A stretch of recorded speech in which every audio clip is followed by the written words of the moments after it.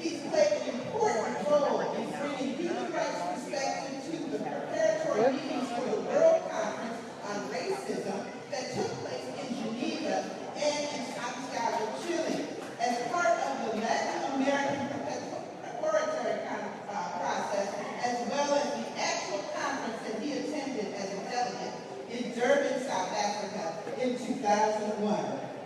Ajamu Baraka was the founding executive director of the United States Human Rights Network from July 2004 until June 2011.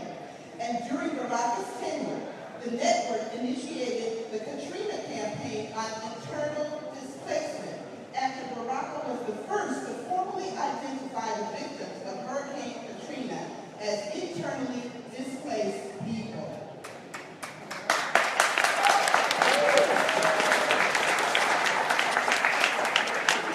I want to get closer. Including Amnesty International, the Center for Constitutional Rights, Africa Action, the Mississippi Workers Center for Human Rights. This list goes on and on. He's received so many rewards, and he's appeared on CNN, BBC, the Television Show, Telemundo, the ABC World News Tonight, Russia Today, the Washington Post, the New York Times. Let's give it up for brother and Vice President of the United States. I love him. Yeah!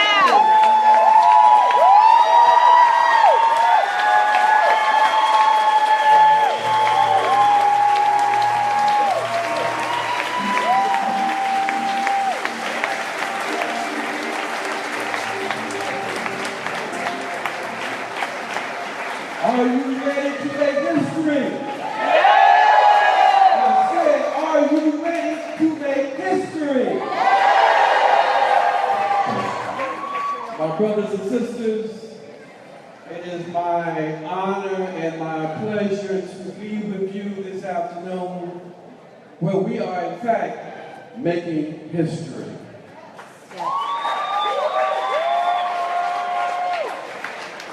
Before I go into my very brief remarks, because we want to hear some more from our local folks who are running for office.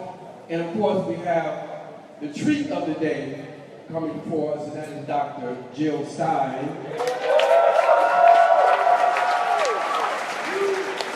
But I want to thank the organizers of this event. You know, those of us who put on these kinds of events, we know how much work this entails. And so it's important we always thank the folks who sometimes we don't see, but who are responsible for pulling all of this together today. So thank you.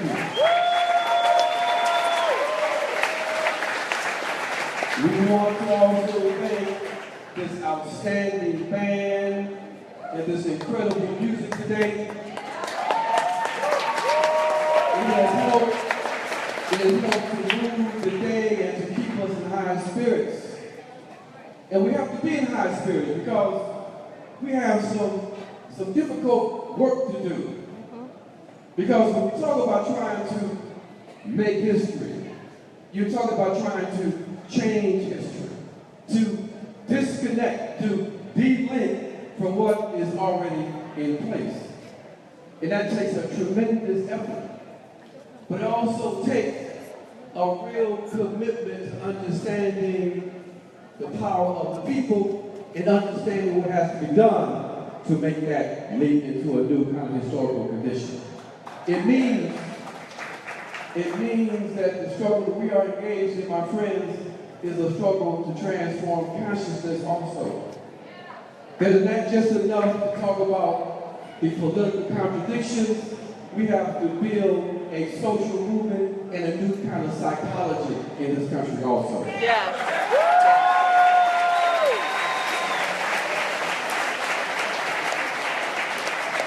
What that means, my friends, is that we are part of a movement. We have to remind ourselves that what we are doing is, in fact, to build a new kind of people's movement. I tell folks wherever I go these last 3.5 weeks, 4 weeks or so, that it's important for us to look at and to participate and to vote, but we have to also remind ourselves that we are in a protracted struggle for revolutionary change.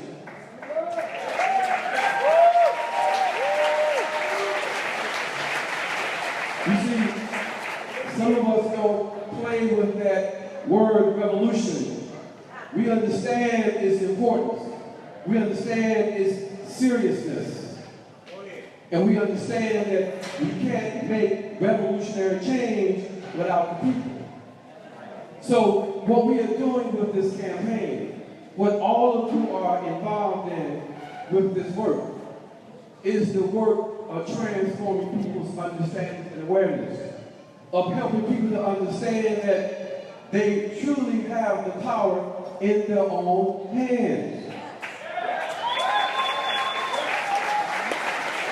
And that is so profoundly important, because the powers that be, they don't want us to understand that. Nope. They fear-monger. Nope. They want us to believe that basically politics has to be defined from the top down.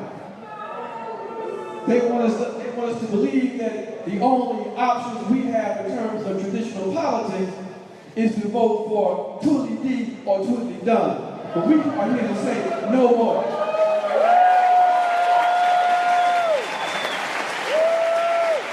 Thanks, Matt. But my friends, that means we have to be engaged with the people.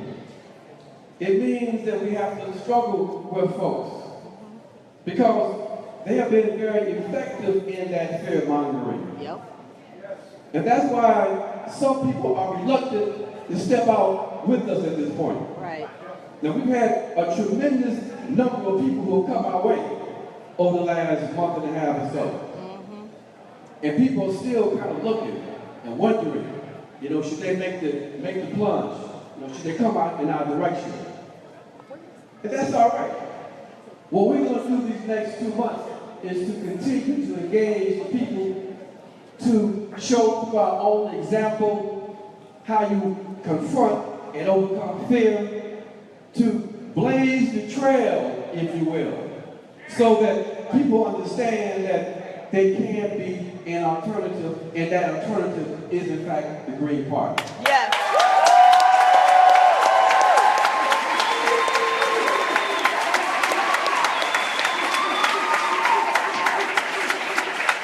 That is why it is so important what we have today in terms of giving all of you an opportunity to meet many of the people who are running under the Green Party banner. Because as Dr. Stein and myself will always remind us, this is about building the apparatus. This campaign is about building popular power. It's not just about me and Dr. Stein. It's about all of the other candidates who are running. It is about organizing and strengthening our state apparatuses across the country. It's about putting in place the instruments that we need in order to express and exercise real popular power here in this country.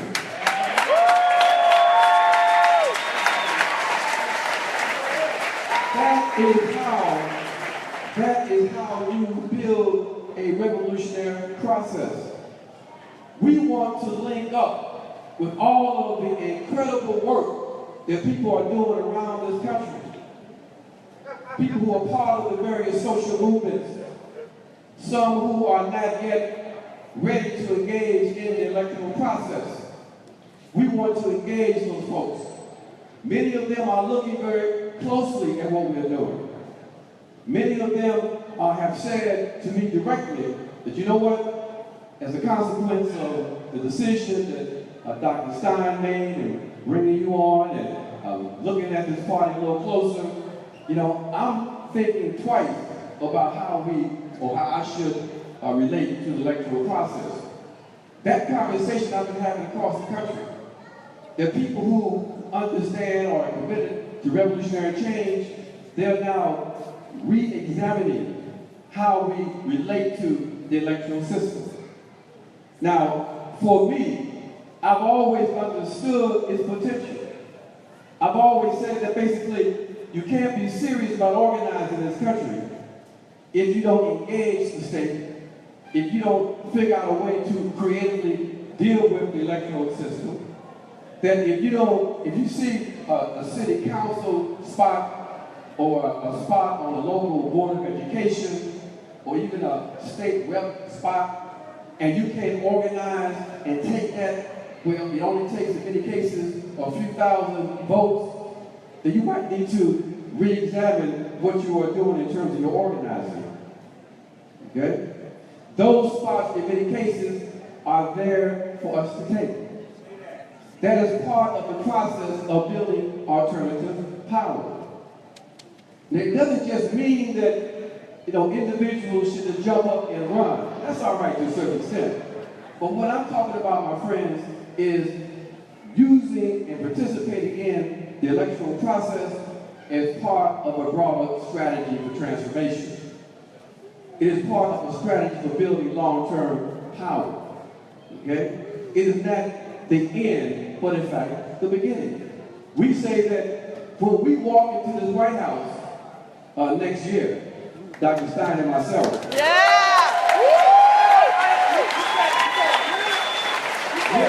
When we walk into this White House in D.C., that is not the end point. That's the beginning point. We understand that this struggle that we are part of is a struggle for real transformation. We understand that we're not going to be able to enact our transitional program reflected in our platform without the organized people participating and committed to real change. So, when we go to DC, we don't expect demobilization. We don't expect disengagement and disempowerment. We expect for people to continue to struggle, to be engaged, and to have that vision close to their hearts and understand that basically we are at the beginning point of a historical transformation that will happen here in this country. Has to happen.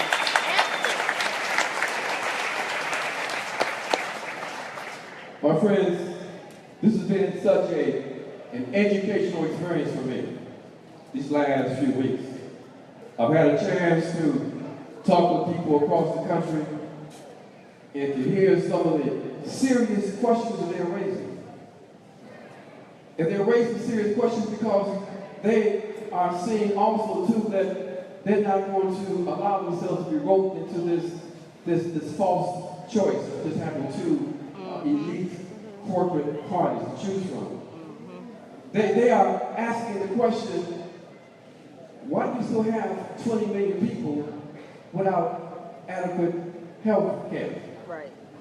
And why is it that for those millions that have health care today under the Affordable Care Act, people are still scared to use it?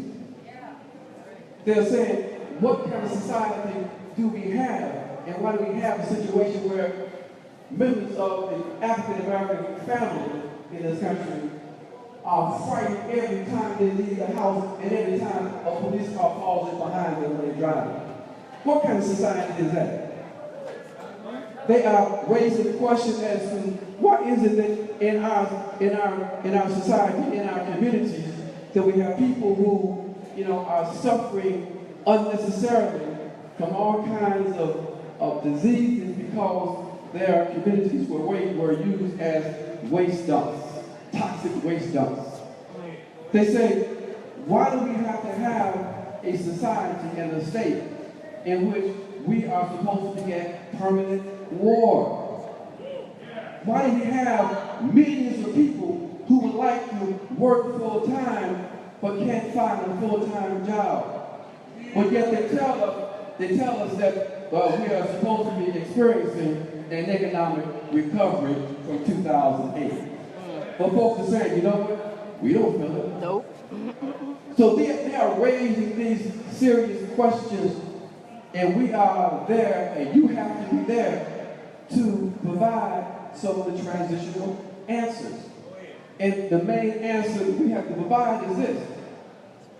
We have to build a functioning democracy here in this country. We have to build effective, popular people power in this country.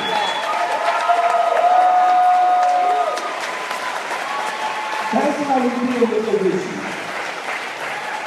So, as I get ready to take my seat, let me just say this in closing. You know, my approach in this campaign is, I tell folks with this campaign, there will be no lies here, no compromise, and no fear.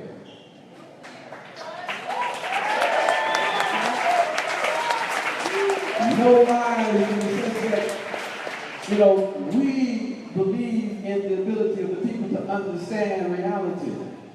We're not going to pander to the people. We're not going to assume that you can't understand the complexities of governance. Yes. We're not going to do what the Democratic Party did when it came to the Black Lives Matter movement. Right. When instead of engaging and standing with them, all they wanted to do was to manage them to engage in a public relations stuff. Right. Appease. In this campaign, we say to the Black Lives Matter movement that not only do we support your platform, because your platform in many parts is almost word for word our platform, then not only do we stand with you, we're going to put our bodies on the line to make sure that no one else suffers in the country in your way.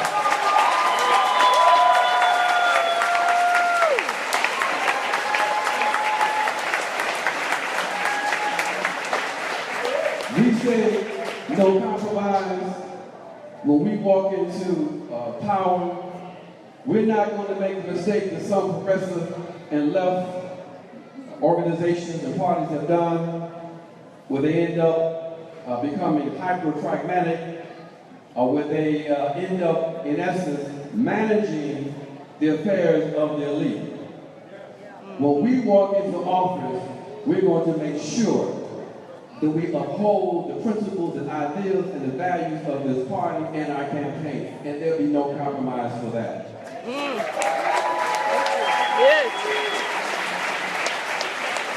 And we say no fear. We're not afraid of Donald Trump or anybody.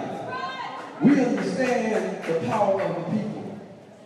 And so when we say no fear, we say that basically we're not going to stop ourselves from representing the masses of the people who support us. We're not going to be concerned about Donald Trump or anybody else, because we understand that basically it is the power of the people that can trump Trump. Right? So my friends, as human beings, we don't have the ability to control the historical conditions that we find ourselves in. But we have the ability to decide how we respond to those historical conditions. And we say in this campaign, Dr. Stein and myself, we say in this campaign, we have decided to fight. We're not going to fight for you, we're going to fight with you to transform our condition. As Dr. Stein says, we have the power. The power is in our hands. We stand with Jill. We stand with the people. The power is in our hands. Take it back, put it back in yourselves, and understand the power you have, and let's make history. Thank you.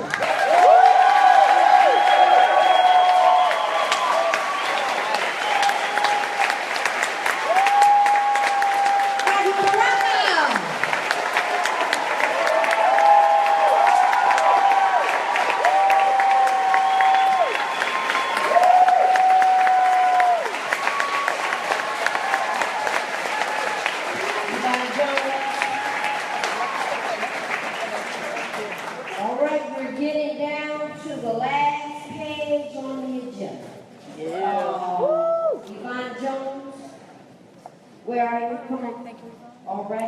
Ms. Jones is going to give us a couple of thoughts about a particular issue that's germane to us.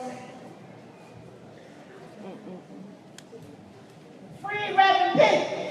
Free Reverend Pickney! Free Reverend Pickney! Free Reverend Pickney!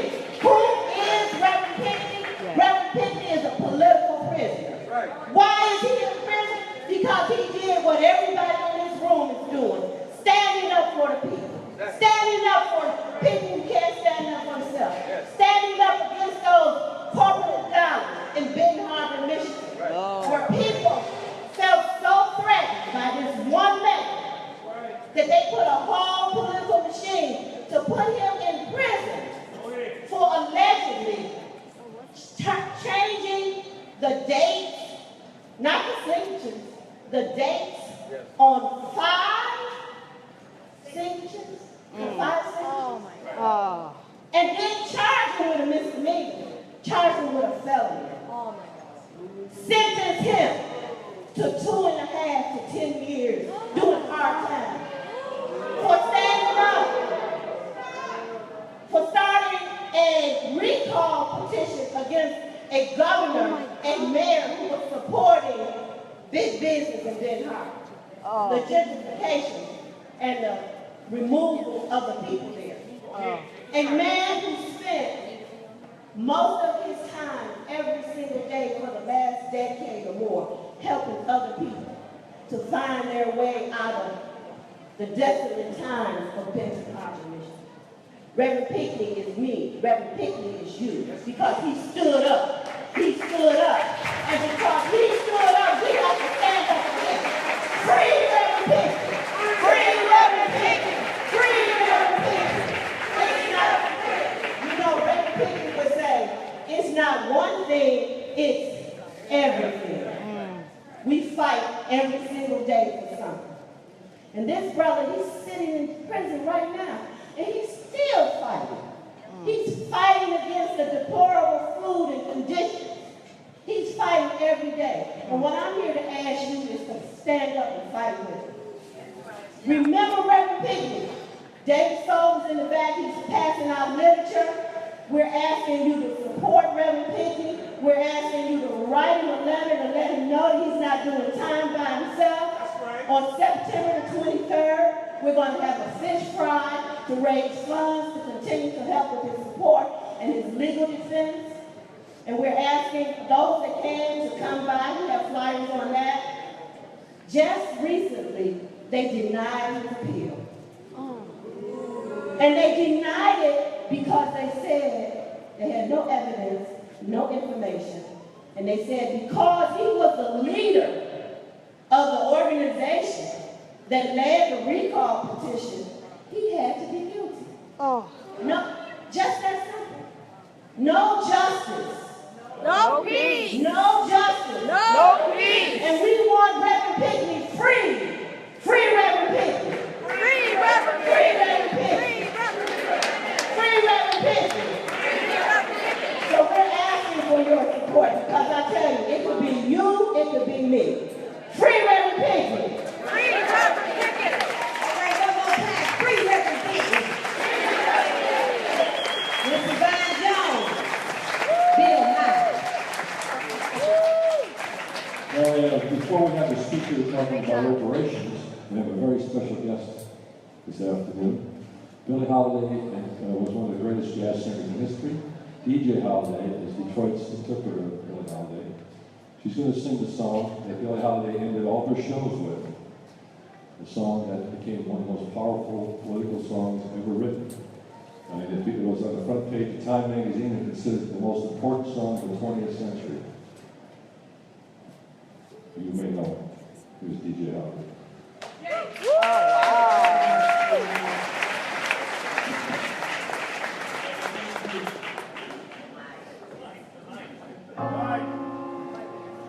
Somebody move the mic up for her.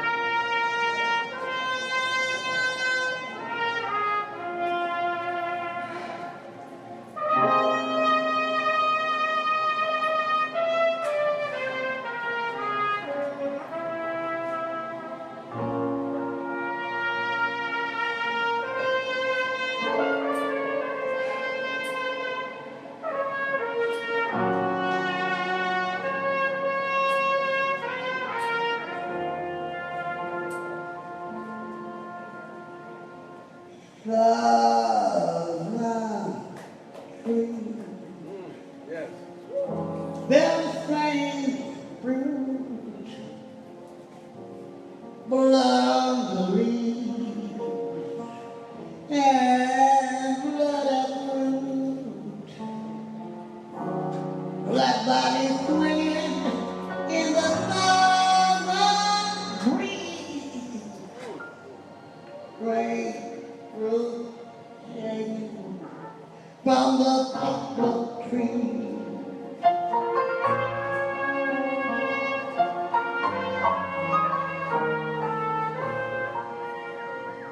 Past the routine of the gallant soul, the bulging eyes and the twisted mouth,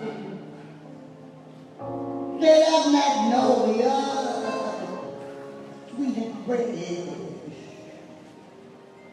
and in the sudden smell of burning flesh.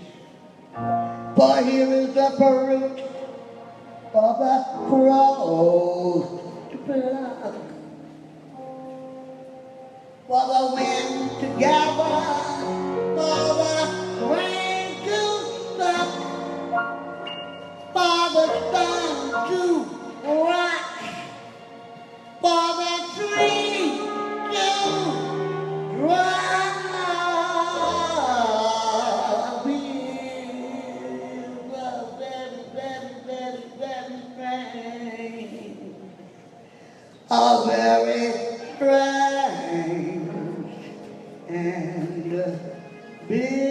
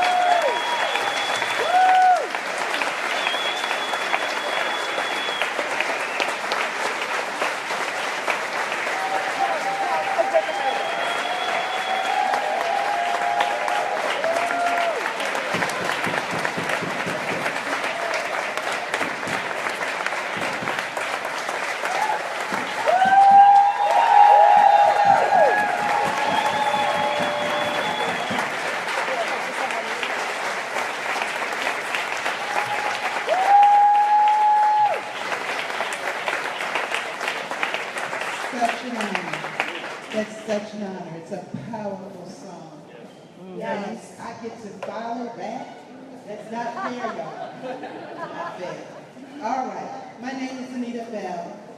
Today is a beautiful, beautiful day. I just love it looking out here and seeing barely an empty seat and folks standing out there. But it's also a sad day for me because one of the stalwarts of Detroit's reparation movement is being buried right now as we speak. And her name is Ethel Gray. So, I just have to say, I honor Mama Ethel Gray, and I just thank you all for at least coming to hear me speak. Everybody else that's in my little movement is over at her homegoing service. So just wanted to make some people aware, because one person asked me, why is this room so white? And I said, well, I know where some of my people are. All right. I am the female co-chair. Thank you. Thank you.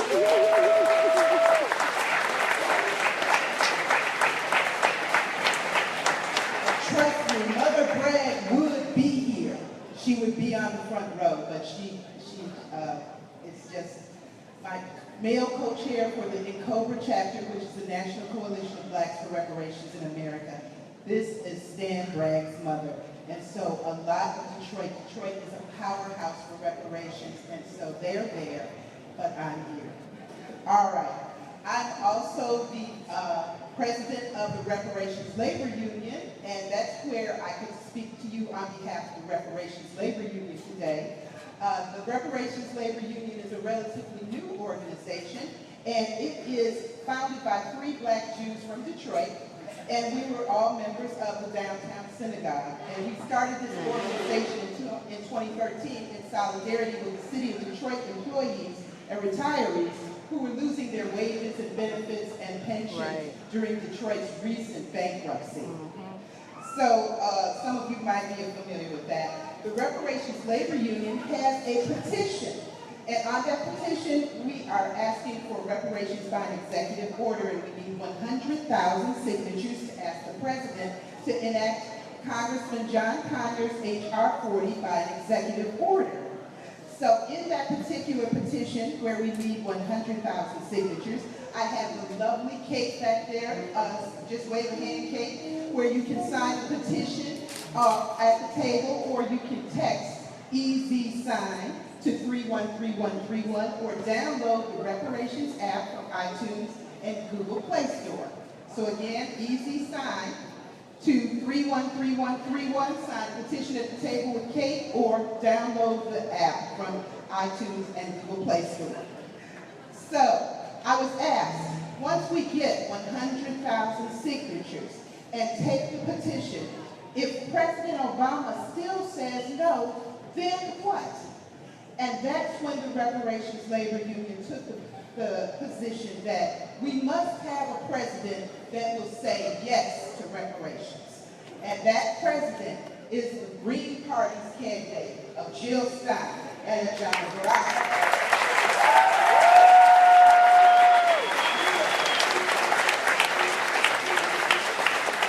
The Green Party has long held on its political platform that they favor and support reparations to African Americans.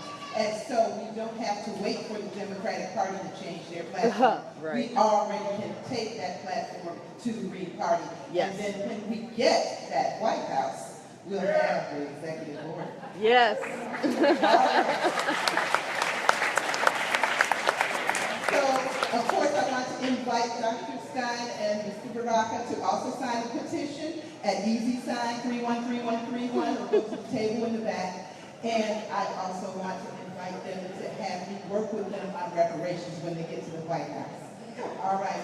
For everybody who knows the words of Hebrew, I'm wishing you Shabbat Shalom, because, of course, like Jews, we're here. Yes. Thank you.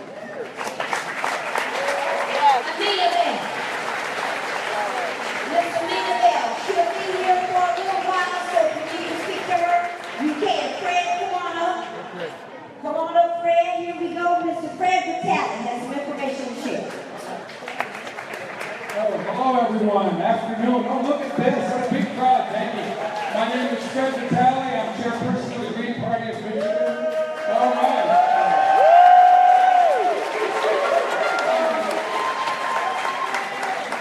First of all, I want to ask everyone here, how many people here are from Michigan? So, you're all welcome to join the Green Party of Michigan. You can go to the website and do that. Please do. It's one of the ways we can help advance this movement. I have a couple of announcements to make real quick. First of all, as you were hearing, we support the movements for change. It's not just about voting, it's not even just about talking, it's about doing. So on Tuesday, September 13th, you can hear Ian Robinson, president of the Huron Valley Area Labor Federation and the anti-TPP, the Trans-Pacific Pact, Detroit Public Library, September 13th, Explorers Room 6 to 7:30. Look for the people with the yellow cards. Okay. Next, I'd like you to just, I don't know if everyone had a chance to see the Green Party candidates that are local, that are here. So I'm going to read their names real quick, and they can stand up.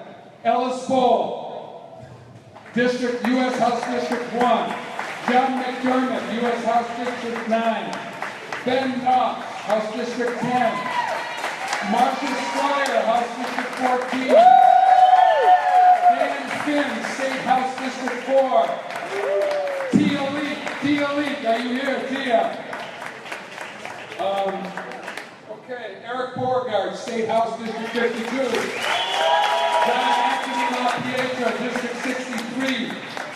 Cliff Yankovic, State House District 86. These are all people running for office you can vote for. Wade Roberts, State House District 109. And now state offices, everybody in the state can vote for. Sherry Wells, State Board of Education. Margaret Gutshaw, Wayne State Board of Governors. Okay, and now we have some more local candidates. Veda Bala from Genesee County, well-known activist up there. There she is. She's running. Shauna McNally,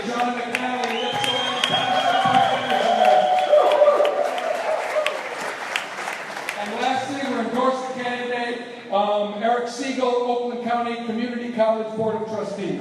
Okay. What I'm really here for is about money. And one of the things that sometimes gets talked about in the wrong way is that we don't take corporate money. We don't take this, we don't take that. And all those things are true, and that means we don't have very much money. But that's not a problem. That's liberating. It's liberating that to take that dirty money from the corporation.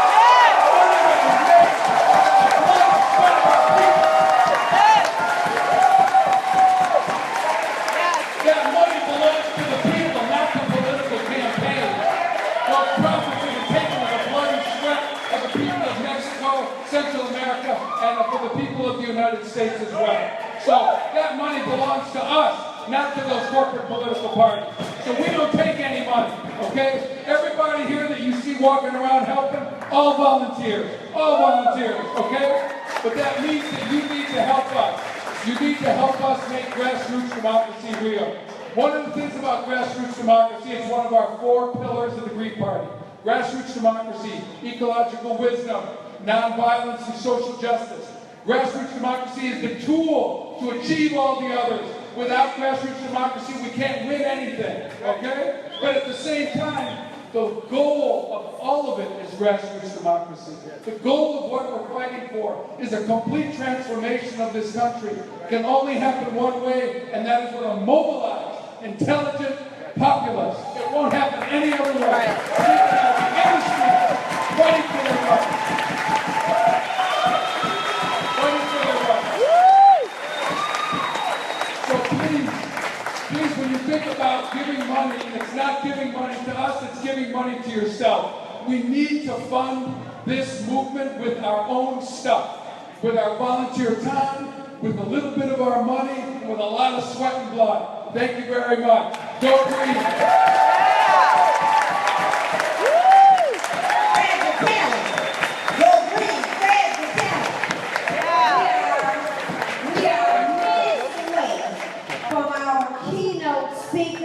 But before that, we would not let you come all the way to Detroit and send you away without bringing forward what a lot of people think we are known for. This is the home of Motown. And as Motown folks, we have the legends. And one of those legends is here with us this evening, this afternoon. Put your hands together for Miss Martha Reeves.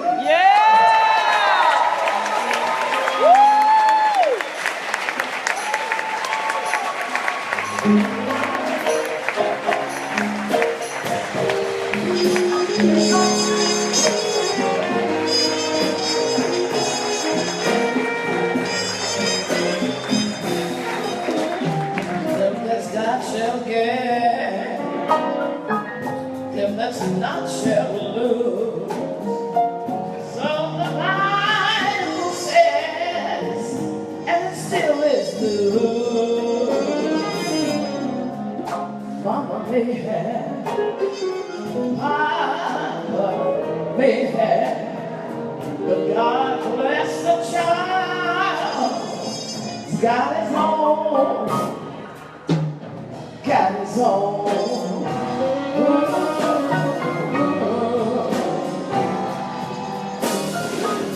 Strong, get more, while the weak ones fade. Empty pockets won't ever make up the rain. No, Mama may have, Papa may have, but God bless the child. Let's go his own. Let's go his own.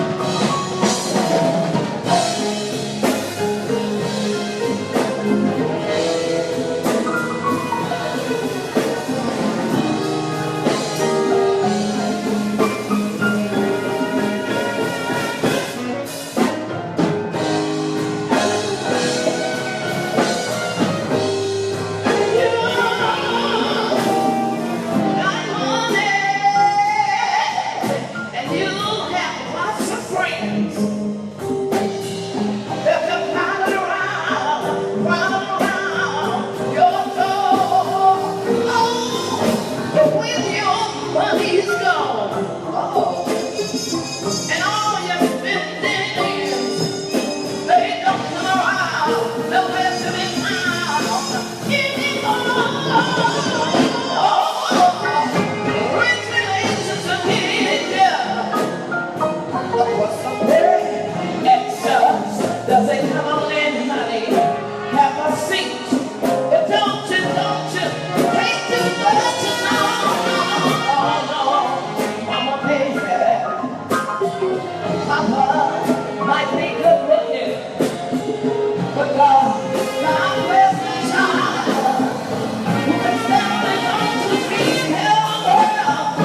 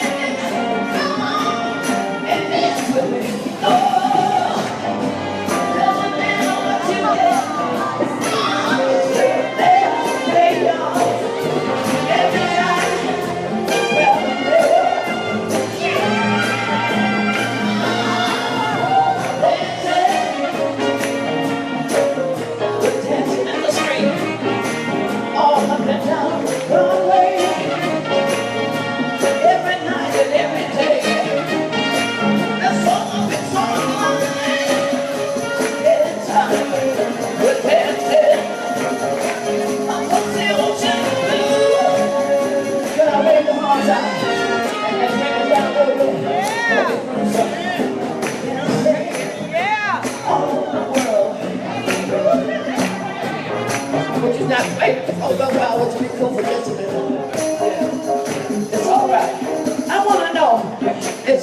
in here still got some pep in their step, some boogie in their woogie. I want to see if anybody come up here and dance with me. Can you do the twist? Somebody? Anybody? Come on, twist with me. I want a drum solo. Can I get the drum solo? Come on, give me the hit. Here you go. 1, 2.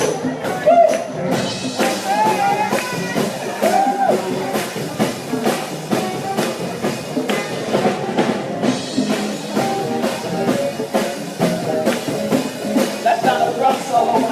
Wait a minute. We want Jill Stein to come up here. Let's Jill Stein.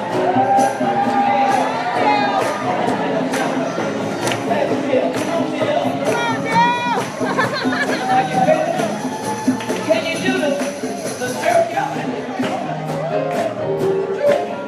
If you do the jerk right, it hurts a little bit. Yeah, there we go. Woo! Do the jerk. All right.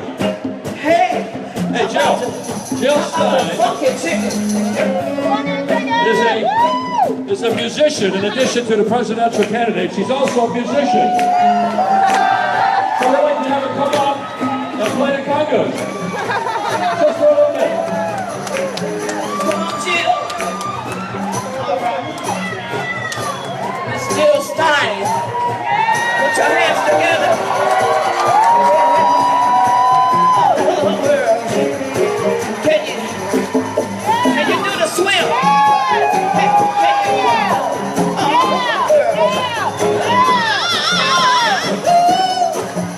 It's all right. We're dancing in the street. Bring it down, let's hear it.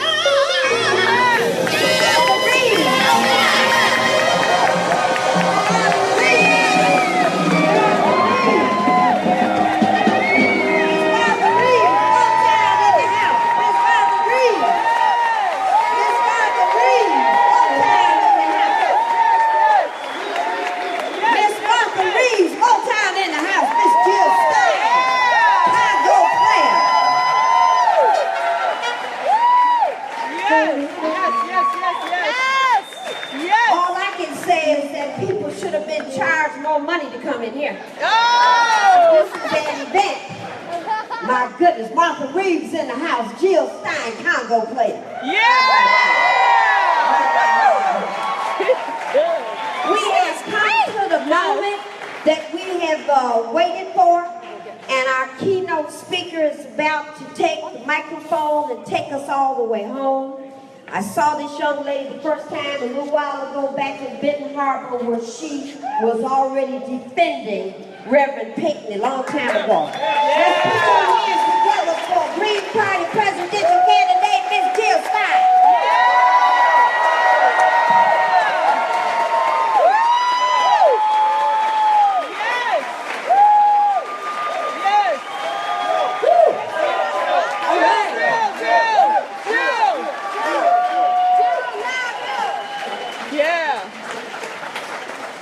Wow.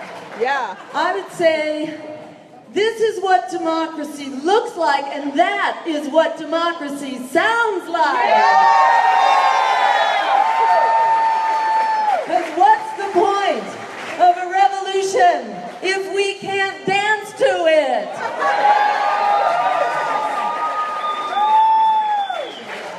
So it is so beautiful. It is so wonderful.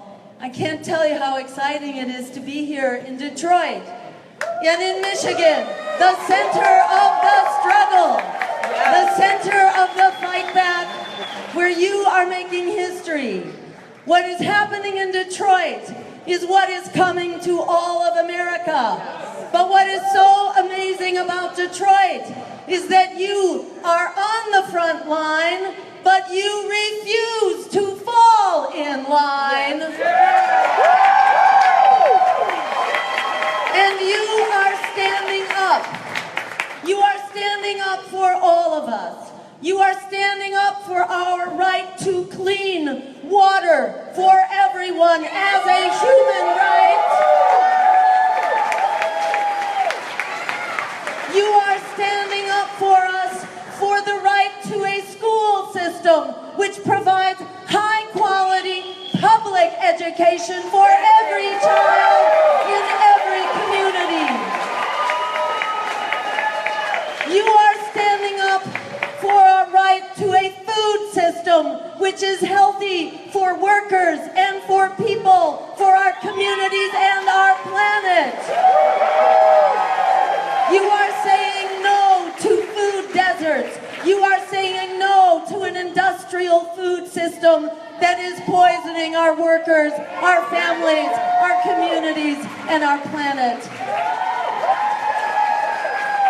And you are saying no to the takeover of our democracy through these fiscal control boards that are driving our schools and our communities into the ground. Thank you for leading the charge for real democracy.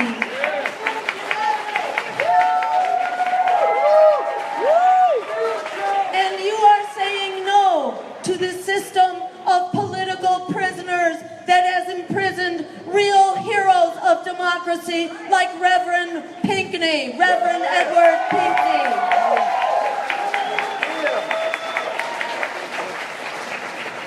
So you are standing up for us all because Detroit is a state of emergency in a nation which is in a state of emergency. They tell us that we are in a recovery, but we know better. The Congressional Budget Office just came out with a report the other day, and what they said was that the top 10%, the richest 10%, has 75% of the wealth in this country, and what that leaves is absolutely staggering. When you look at what is left to the lower 50%, that's 1 out of every 2 people in this country, 50% has less than 1% of the wealth and resources. This is economic disparities on steroids. This cannot be allowed. We say no to this economy of a predatory economy and a predatory distribution of wealth. And we say no to a military system which is taking up more than 50% of our discretionary budget. And it is not making us safer, it is making us less safe. In fact, it has cost us $6 trillion by the time we've paid for the ongoing health care costs, for our wounded soldiers, for whom we must do much more, who should never be put in harm's way to start with.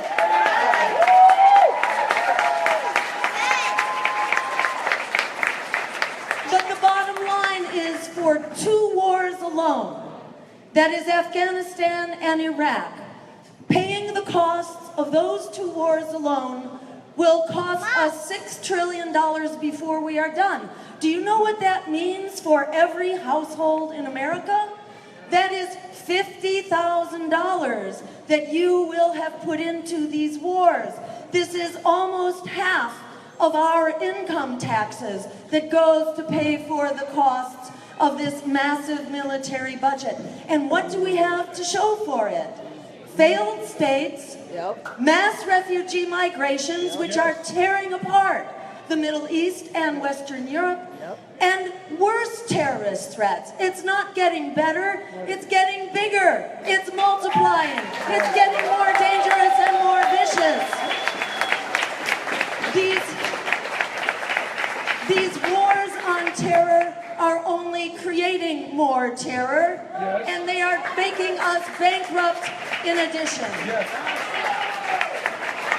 We do not need, and we cannot allow, for our budget to be providing approximately 1,000 bases. I say approximately because who's counting? 1,000 bases in something like 100 countries around the world.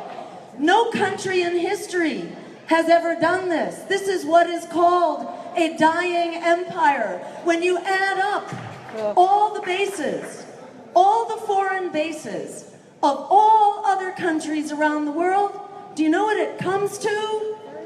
About 30 bases. All of the other countries have 30, and we alone have 1,000. There is something wrong with this picture. This is unjust. This is unsustainable. This is unacceptable.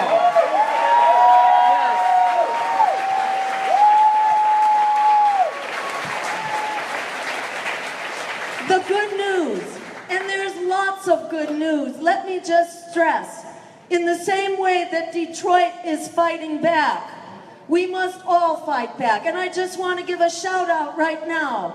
There are so many in Detroit and in Michigan who are fighting back, who are saying no to fracking, which just appears to have caused another major earthquake at the center of fracking in Oklahoma. More power to Michigan for standing up to try to outlaw this outrageous, dangerous, and toxic practice. And in fact, we will build on that if we have the honor of turning the White House into a greenhouse.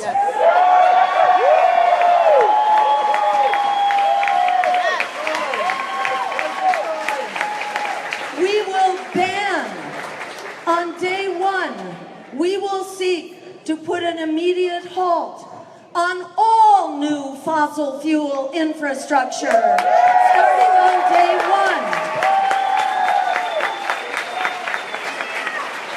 Because if the EPA was actually empowered to protect the environment and to protect our lives that depend on it, there would be no additional fossil fuel facilities established in the United States of America, period.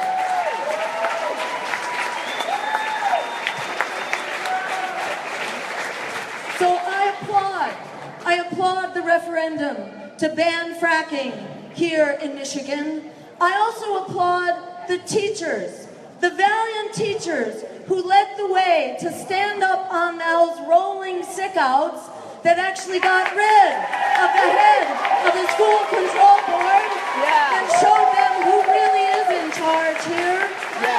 And I applaud you for that struggle to dignify our teachers, to support their unions, to dignify our students in our communities, for whom it is an absolute outrage and a human rights violation that they are going to these decaying schools with rodents, with mold, with lacking heat in the winter. This is unacceptable. This is a human rights violation. Every school needs to be a good, excellent, quality school for all children.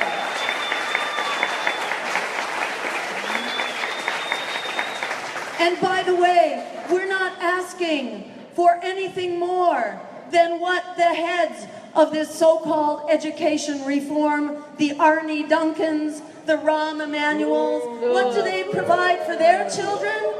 It's not schools with high-stakes testing.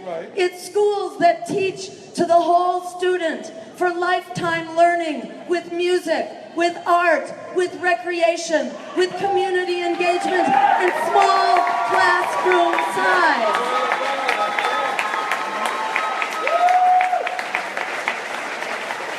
And by the way, if we want to truly educate our children, it's not rocket science how to do that.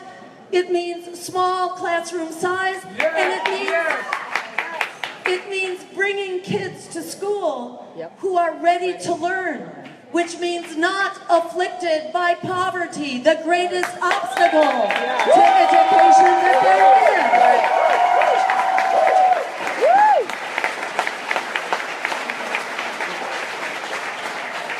So I applaud Detroit for leading the way. And just about this good news, you know, this good news is also the local food economy that's been created by Detroit. In the middle of a food desert, you have rediscovered food sovereignty and healthy and sustainable local food production. This is a model for the nation. Thank you, Detroit.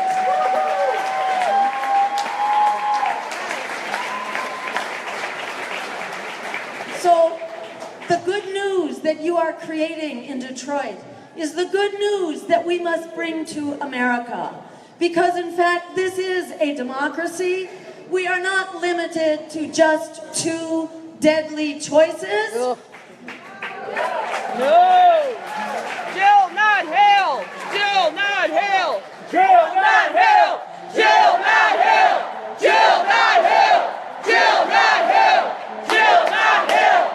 Jill, not hell! And let me add to that.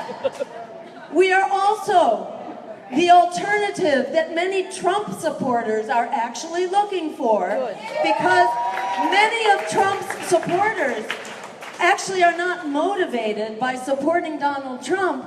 They're motivated by being terrified of Hillary Clinton. Yes.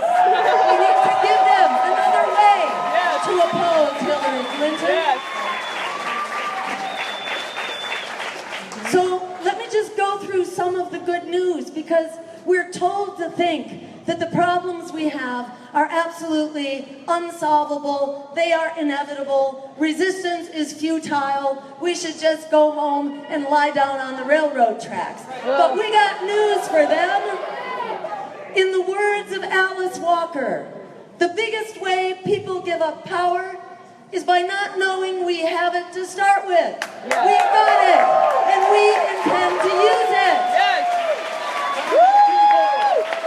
So part of using that power is by debunking and opposing this nonsense that tells us that these problems are unsolvable. They say that we have to choose between a job or a climate, between an economy or an environment. In fact, the truth is, we cannot have one without the other. They only come together. Right.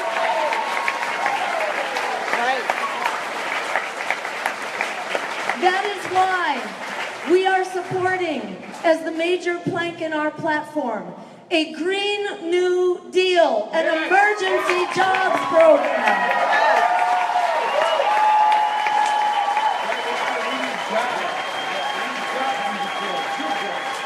It will create 20 million jobs that not only revive the economy, but they also halt this crisis of climate change. And we know about this crisis. Every month is setting a new world record for the warmest month of that name. We've just seen the fires up and down the West Coast displacing 100,000 people. And we've seen the floods in Louisiana. And the recent science, the most recent cutting-edge climate science, is telling us now we don't have time to fiddle around here. Right. We need to get down to work. Yes.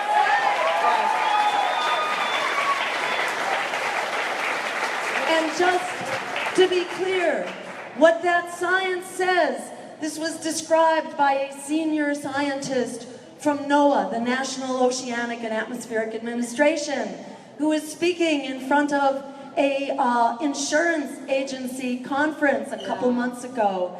And she described what she called an oh my God report. Oh. If you haven't heard about it yet, it's no surprise. The corporate media has not yet covered it, but NOAA will soon be coming out with the written reports on this that basically say, if we don't fundamentally do a 180 on our energy policy right away, that we are looking at as much as 9 feet of sea level rise as soon as 2050.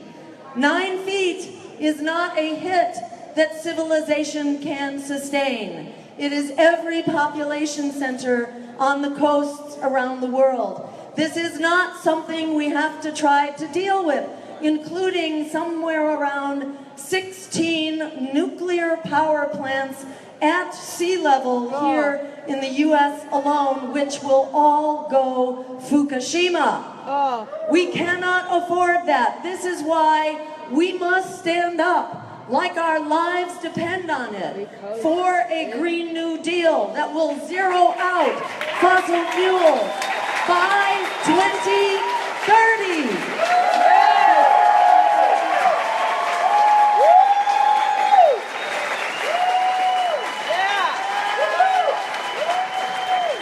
And in doing so, we create the jobs that are not just good for the economy, not just good for the planet, they're especially good for workers. Because when a worker walks into a fossil fuel job now, their risk of dying on the job goes up 700% just for walking in the door into a refinery or onto a frack site or into one of the trucks that's driving this toxic and explosive stuff around. They are not protected. The drivers in the fossil fuel industry are not protected like drivers in other industries. It's absolutely outrageous how our workers have been on the front lines of this crisis. And when I've gone to talk to them, when I've gone to support their picket lines, when they are striking for safer working conditions and for health benefits, what I hear from them is they can't wait for a Green New Deal. When they actually have a chance to hear about it, they are ready for it. Yes. Woo! And we say to the workers, not only in fossil fuel industry, but also in the war industry, we say to you, we promise, we guarantee a just transition. You will not be displaced. You will not be put out of a job. You will not be put out of benefits. You will move to a better job and a healthier job, which is good for all of us, for workers and our communities. Yes. So the good news about the Green New Deal, we will create 20 million jobs. How will we do it?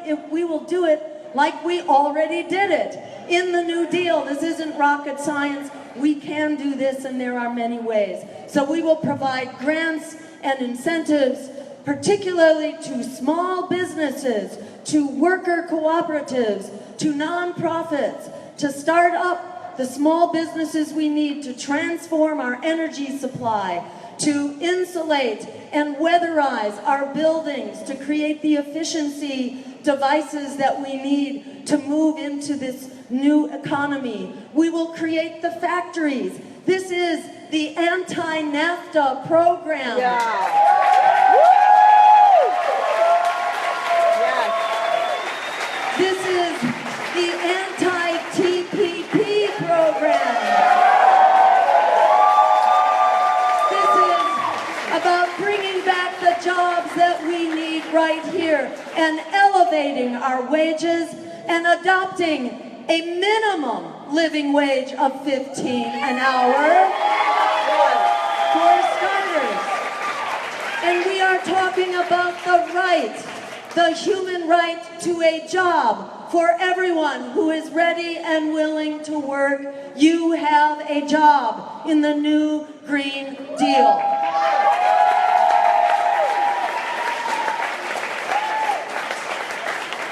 So we will revive the economy, we will turn the tide on climate change, and because we move to 100% clean renewable energy, an infinite supply, we have made wars for oil obsolete.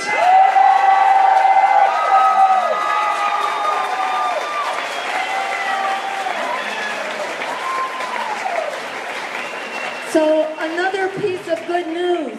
You may remember one of the founders of the of the neoconservative war hawk ideology, a guy named Zbigniew Brzezinski, who was part of, yes, he was the founder of the neocon vision that America would take over the Middle East and that America would take over Asia. Well, guess what? He's changed his mind. He retracts his proposal. He says it's time to join the community of nations. It's time to replace domination with cooperation and collaboration. But somehow the other neocons have not heard about this yet. That's why we must be in the presidential debate.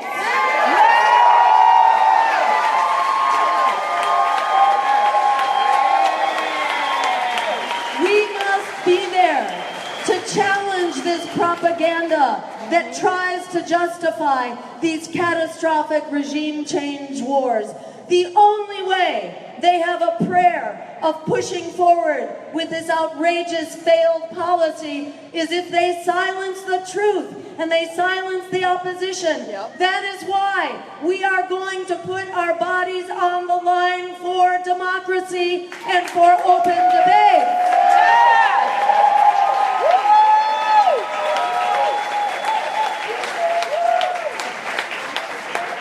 In this election, we are not just deciding what kind of a world we will be, but whether we will have a world or not going forward.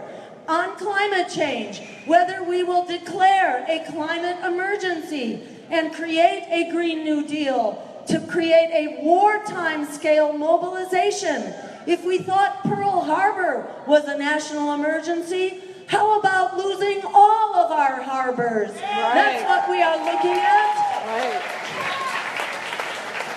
If we are not in the debate, we will not have anyone to tell the truth about these outrageous wars, why we need to cut the military in half, this dangerous, bloated military budget, and put those dollars into true security here at home, with our schools, and our health care, and our hospitals, and creating jobs.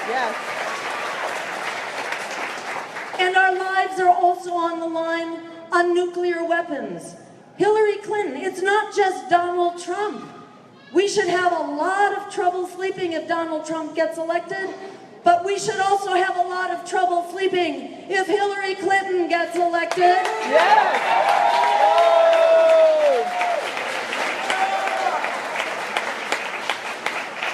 What Donald Trump says is absolutely despicable, but Hillary Clinton's record is no better. If you look at...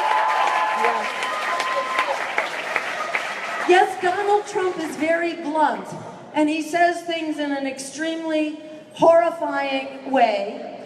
But I have to say Hillary's track record, although she speaks much nicer, but when you look at what she's done, it's absolutely terrifying. The war in Libya should not be the prototype of our foreign policy.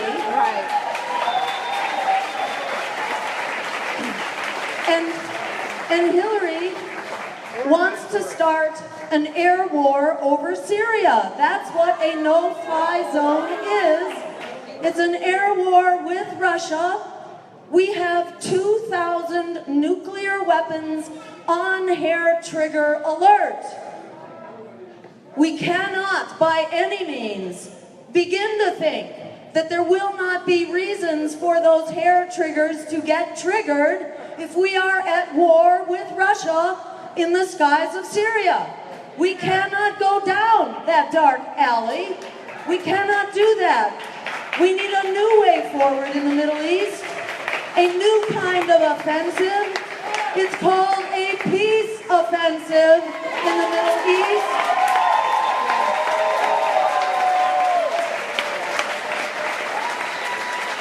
And it starts with a weapons embargo.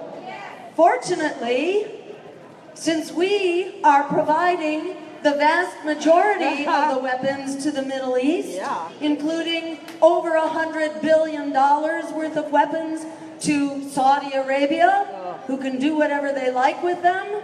Saudi Arabia, who Hillary Clinton herself named as the main sponsor of Sunni jihad terrorism still in this day and age. This was a leaked memo from Hillary's State Department identifying our allies, the Saudis, as still the leading sponsor of jihadi terrorism around the world. So we say that gives us enormous power since we are arming terrorism. We and our allies are funding terrorism. We and our allies helped found terrorism. If you actually go back to Afghanistan and the Mujahideen, this is terrorism that has come back to bite us with a vengeance. We cannot simultaneously fund terrorism. Let me put it another way. We cannot simultaneously fight terrorism while we are funding terrorism, arming terrorism, and training terrorism with our allies. We got this mess started. We can shut it down with a weapons embargo, with a freeze on the bank accounts of those countries that continue to fund terrorist enterprises. And we can persuade our allies in Turkey. We persuaded Turkey to close its border to the movement of desperate refugees. Unfortunately, if they could close their border to desperate refugees, it's time to close their border to the movement of jihadi militias. So we do have the power to shut down this insane war. Who is this war benefiting? And I mean the war of the last 15 years. Who is benefiting from this? The military. One entity. It's called the war profiteers are benefiting from this insane war. And it is the war profiteers and the neocons in the Democratic as well as the Republican Party who are pushing now to demonize Russia and China to justify their big war budget, like their F-35 weapon system, which is obsolete before it gets off of the production line. We do not need this bloated military budget. We do not need a foreign policy based on military and economic domination. We need a foreign policy based on international law, human rights, and diplomacy. That is the way forward.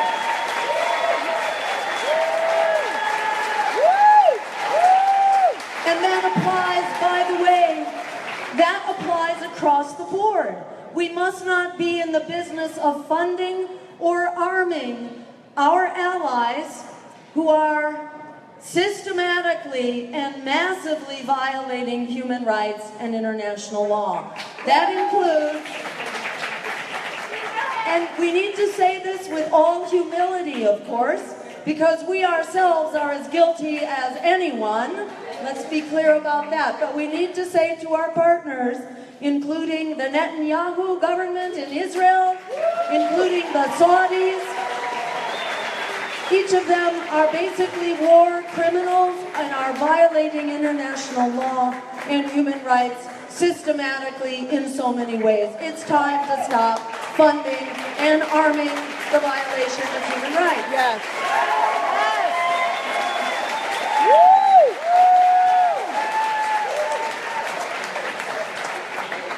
So what this means is then actually we have lots of resources as we cut this bloated and dangerous military budget. We have resources to put back into what we need to do here at home. And this is one of the ways we pay for the Green New Deal, but there's another way that the Green New Deal pays for itself. This is another good news story, and that is the fact as we zero out pollution, we get so much healthier so quickly that the savings in health care, but it's really sick care that we have, Yes. the savings in this sick care system are enough to pay the costs of the green energy transition all by itself. This is a win-win-win. While we're at it, it's also time to create health care as a human right for every American under Medicare for all. It is unacceptable. It is unacceptable and outrageous and immoral. 1 out of every 3 Americans is denied health care now. Even if they have Obamacare, they cannot afford to use it because it's a boondoggle for the insurance companies and the pharmaceutical companies. It was a Republican For them to be able to charge $400 for a life-saving EpiPen that contains $1 worth of medication is absolutely unacceptable, and we will not allow it. Yes. Yeah. And this is how Medicare for All also pays for itself. It's not like we got to come up with a whole lot of new money. All we got to do is redirect that money from bureaucracy, from waste, from paper pushing, from exorbitant CEO profits, and put dollars into real health care to cover everyone in, nobody out, cradle to grave, head to toe, your pharmaceuticals, your hearing aid, your insulin pump, the whole 9 yards can be included once we begin to have a healthcare system that is run for people, not for profit. Right. Right. Yes. A couple other really quick mentions, because I know we're getting to the end of our time.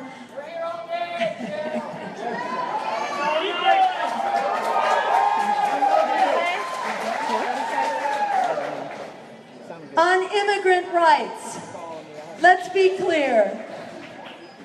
We owe a welcoming path to citizenship. Not just a path, a welcoming path to citizenship that celebrates the immigrants who have always been at the core of our economies and our communities. And let's be clear that the most powerful thing we can do to fix the immigration crisis is to stop causing it in the first place. Yes. That means no more NAFTAs. NAFTA displaced millions of farmers, sent them streaming over the border in order to feed their families. These are economic refugees. It means ending the drug wars, which will be good for us here and good on the other side of the border. We need to treat drug problems as health problems, not criminal problems. Because there are 100,000 lives lost in Mexico alone over the last 5 to 7 years from these drug wars. It's time to end the drug wars for once and for all, and it's time actually to pardon all of those who've been wrongly incarcerated for a substance.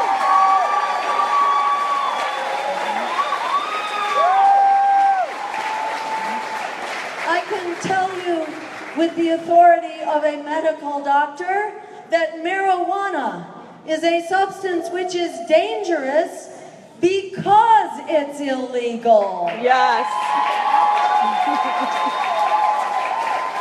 It is far less dangerous than alcohol and nicotine. So let's send home from jail all those who should not have been put there in the first place.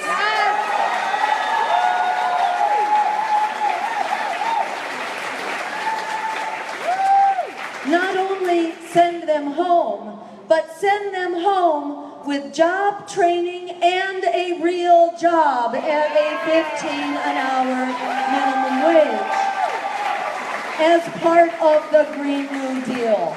Everyone gets a job.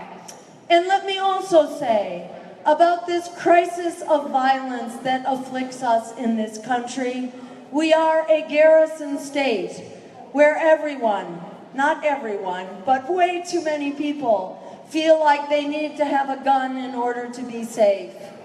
We say it's time to declare a truce, and it's time for a Truth and Reconciliation Commission to get down to the bottom of this climate of hate, fear, and racism, and to put it behind us. Yes. With a Truth and Reconciliation Commission. Because even though we got the Emancipation Proclamation, it didn't end there. Because the criminal institution of slavery was followed by lynchings, which were followed by Jim Crow, which was followed by the redlining of communities, which was followed by segregation, which was followed by the drug wars and mass incarceration and police violence. Yes. This is not new. Right. What's new are the video cameras Yes. that are documenting it, and also this broken windows policies and the militarization of our police, which must all be brought to an end now.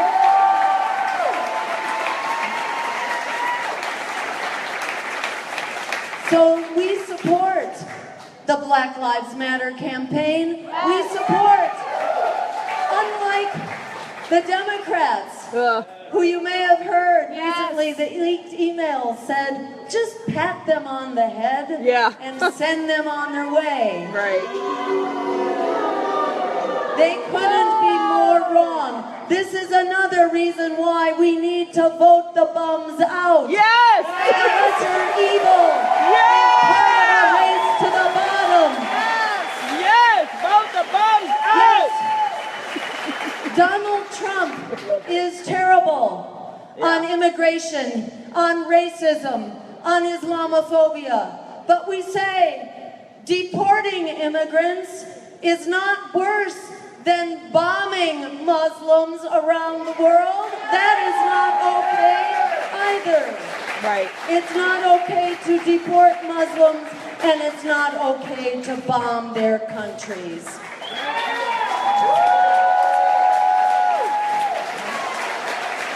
Likewise, the immigration policies that Donald wants to resurrect are part of what's been around for the last 10, 15 years. These are not new. This is what was created by the Democratic and Republican parties.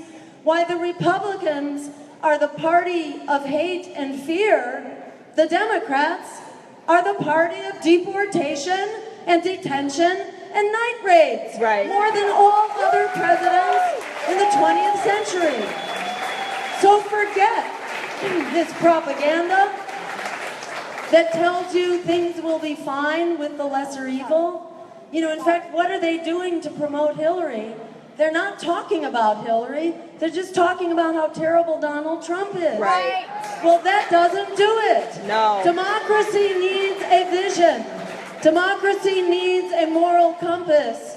Democracy needs us to lead the way. We are the ones we've been waiting for. Yes.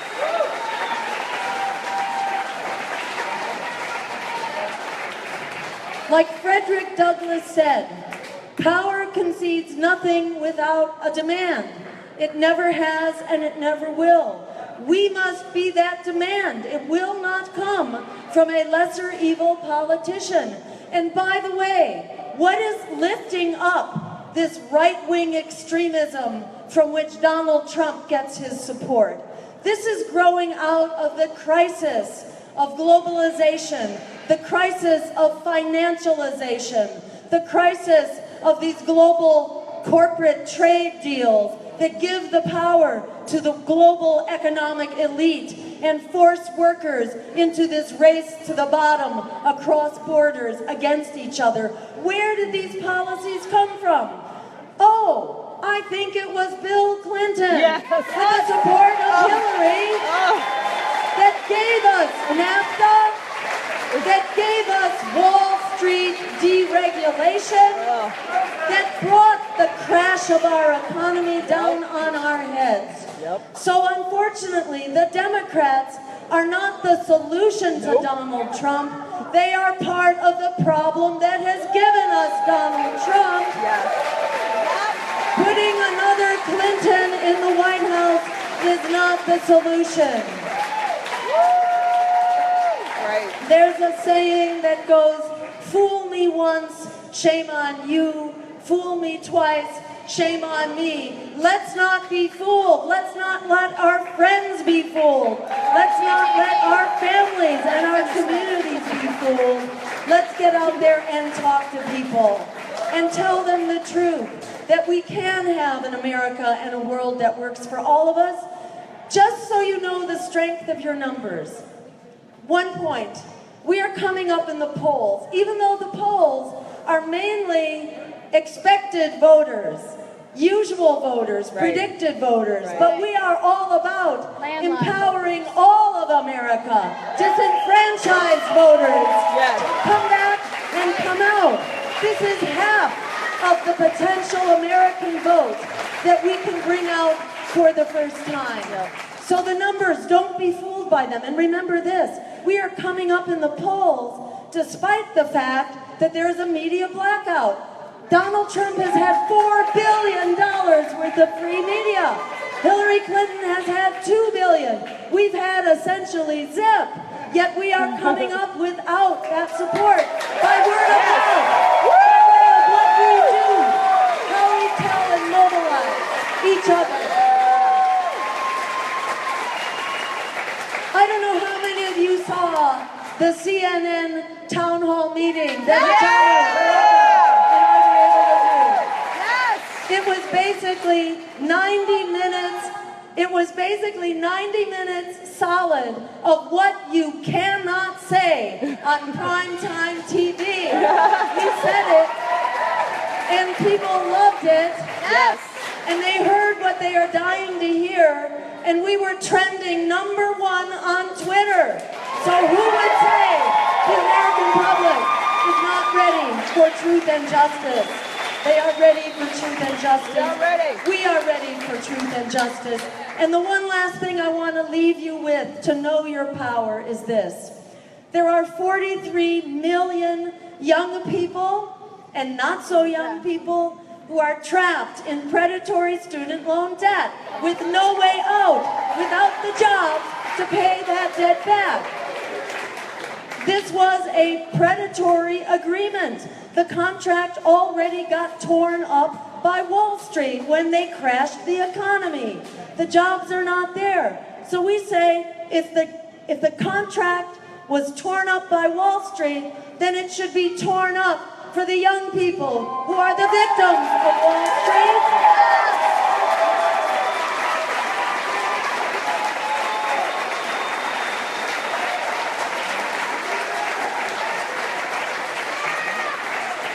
If our misleaders could find it in their hearts to bail out the crooks who crashed the economy with their waste, fraud, and abuse on Wall Street, we can and we will bail out a young generation, the victims of Wall Street who need to be liberated to lead our way forward.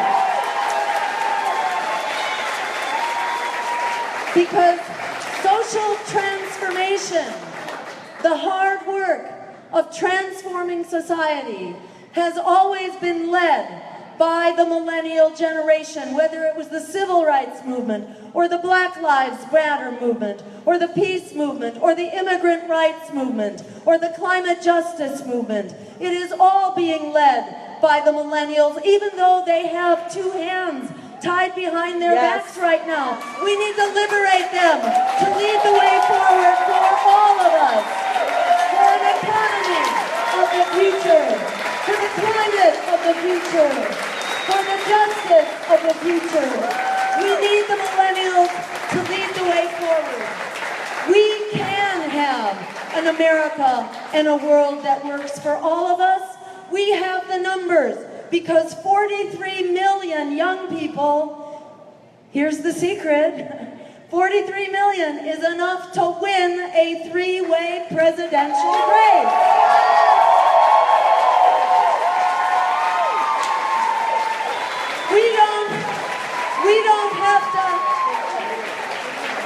We don't have to be satisfied or accused of splitting the vote. We can flip the vote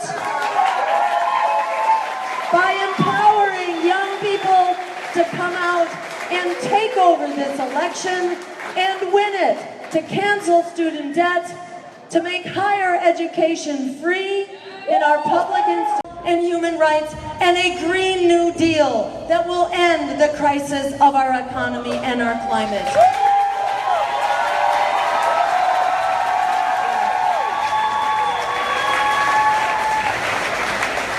We can do this. We do have the power. We have the solutions. This is not rocket science. This is taking the best of what is already working out there, and we have the numbers to win the day. We can create an America and a world that works for all of us, that puts people, planet, and peace over profit. The power to create that world is not in our hopes. It's not just in our dreams. Right here and now, in Detroit, Michigan, it's in our hands. Thank you so much for making it so. Together we are unstoppable.